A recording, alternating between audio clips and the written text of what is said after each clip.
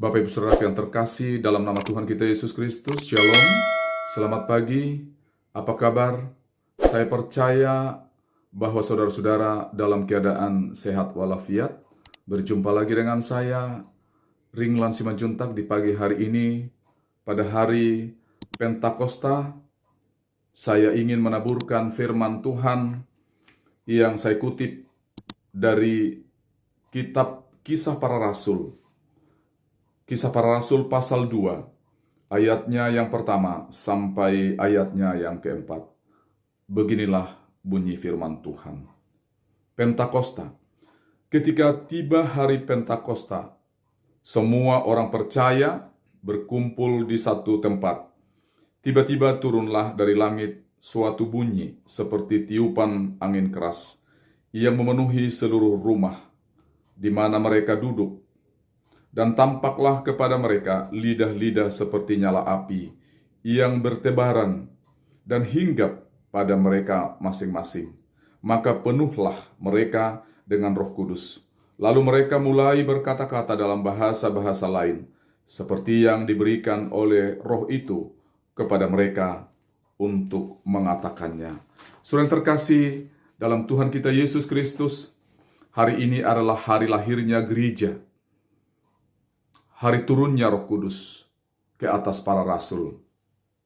Peristiwa Pentakosta turunnya Roh Kudus adalah sebuah titik awal yang membangkitkan semangat para rasul yang sebelumnya takut sehingga bersembunyi, tidak berani tampil, tetapi kini dengan keberanian yang dipenuhi oleh Roh Kudus, mewartakan Yesus yang bangkit kepada seluruh bangsa.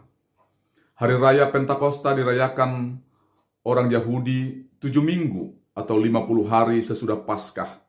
Mereka mengenang pembebasan perbudakan di Mesir. Bagi mereka hari raya ini memiliki dua makna. Yang pertama mengenang pemberian hukum Taurat kepada Musa di Gunung Sinai. Dan yang kedua mengucap syukur atas panen yang mereka dapatkan dari tanah mereka. Saudara yang terkasih, Pentakosta merupakan satu dari 3 hari raya Yahudi.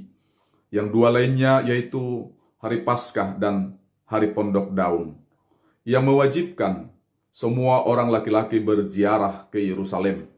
Karena itu tidak mengherankan bahwa pada hari-hari itu banyak orang Yahudi dari berbagai negeri datang ke kota itu untuk mengambil bagian dalam pesta Pentakosta. Saudara yang terkasih, turunnya Roh Kudus atas para rasul bertepatan dengan hari raya Pentakosta Yahudi. Karena itu orang Kristen memperingati Pentakosta untuk mengenang peristiwa yang dialami oleh para rasul itu. Para rasul bersama beberapa perempuan serta Maria dan saudara-saudara Yesus berkumpul dan berdoa di suatu rumah. Dapat kita bandingkan Kisah Para Rasul pasal 1 ayat yang ke-13 sampai ayat yang ke-14. Ketika itulah Roh Kudus turun atas mereka. Roh Allah yang digambarkan dengan lidah-lidah api itu bertebaran dan hinggap pada tiap-tiap rasul. Hal ini menunjukkan bahwa penerimaan Roh Kudus bukanlah pengalaman massal saja, juga bukan pengalaman beberapa orang terpilih, tetapi merupakan pengalaman semua murid secara pribadi. Roh Kudus memberikan daya ilahi yang dengannya Allah tampak dan berkarya dalam dunia manusia. Roh Kudus yang adalah kekuatan dan daya ilahi menampakkan diri dalam berbagai rupa dan bekerja dalam berbagai cara. Roh Kudus itu hadir sebagai daya ajaib, memberi kemampuan untuk mengajar, memimpin, melayani, dan sebagainya. Dalam peristiwa ini kehadirannya berkaitan dengan bahasa, pewartaan, dan kuasa untuk berbicara. Saudara yang terkasih, Roh Pentakosta merupakan roh nubuat. Ia membantu para murid memahami firman dan mendorong mereka untuk menyampaikannya kepada orang lain. Roh Pentakosta adalah roh pewartaan. Para rasul yang dipenuhi oleh Roh Kudus menjadi mampu berkata-kata tentang perbuatan-perbuatan besar Allah yaitu segala yang dilakukan Allah melalui Yesus Kristus. Roh ini juga menjadi kekuatan yang diberikan kepada para murid untuk menjadi saksi Kristus sampai ke ujung bumi. Dapat kita bandingkan dalam Kisah pasal 1 ayatnya yang ke-8. Saudara yang terkasih, Roh Kudus telah mengubah para murid menjadi semakin berani. Karena itu setiap orang, termasuk saudara dan saya, yang percaya kepada Kristus dan mengikutinya juga dipanggil untuk menjadi saksinya. Saudara yang terkasih, setelah kita mendengarkan firman Tuhan di pagi ini, makna apa saja yang dapat kita petik? Yang pertama, saudara dan saya telah menerima Roh Kudus. Apakah bukti kalau kita telah menerima Roh Kudus dalam hidup kita?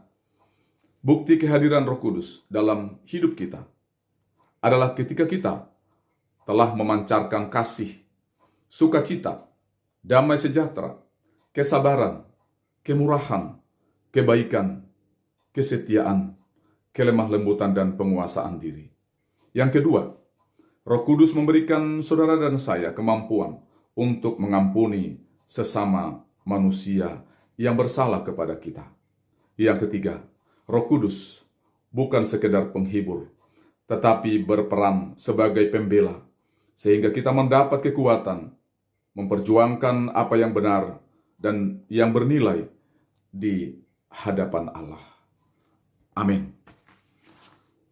Kami bersyukur dan berterima kasih kepadamu Bapa di dalam Yesus di pagi hari ini. Di hari Pentakosta, di mana Engkau telah mencurahkan Roh-Mu bagi para murid, tetapi juga bagi kami, setiap orang yang percaya kepadamu. Biarlah Roh itu yang membimbing kami, agar kami semakin diberikan kekuatan untuk percaya kepadamu dan melakukan kehendak-Mu di sepanjang hari-hari hidup kami. Bapa, di dalam Yesus, di tengah-tengah perjalanan hidup kami adalah orang-orang yang lemah. Tuhan, berikan kami kekuatan agar kami berdiri menjadi saksi-saksi-Mu yang dimulai dari kehidupan pribadi, keluarga, dalam tugas dan pekerjaan kami.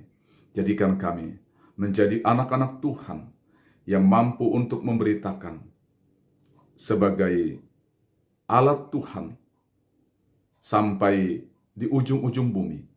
Bapa, di dalam Yesus, biarlah kami boleh berkarya untuk-Mu di sepanjang hari-hari hidup kami. Firman-Mu yang boleh hamba taburkan di pagi hari ini, biarlah firman ini yang bekerja di hati setiap saudara-saudaraku yang mendengarkan. Biarlah Tuhan Engkau penuhi mereka dengan Roh-Mu, agar mereka boleh bekerja berkarya di dalam kehidupan mereka hanya kepada Kristus. Ampuni atas segala dosa dan kesalahan kami. Lalu di dalam nama Tuhan kami Yesus Kristus, kami persembahkan doa dan permohonan kami kepada Bapa di dalam surga. Amin. Bapak Ibu saudaraku yang terkasih, demikianlah firman Tuhan yang dapat saya taburkan di hari ini. Kiranya firman itu akan memberikan kita kekuatan untuk berkarya bagi Kristus di dalam kehidupan kita. Tuhan Yesus memberkati kita sekalian.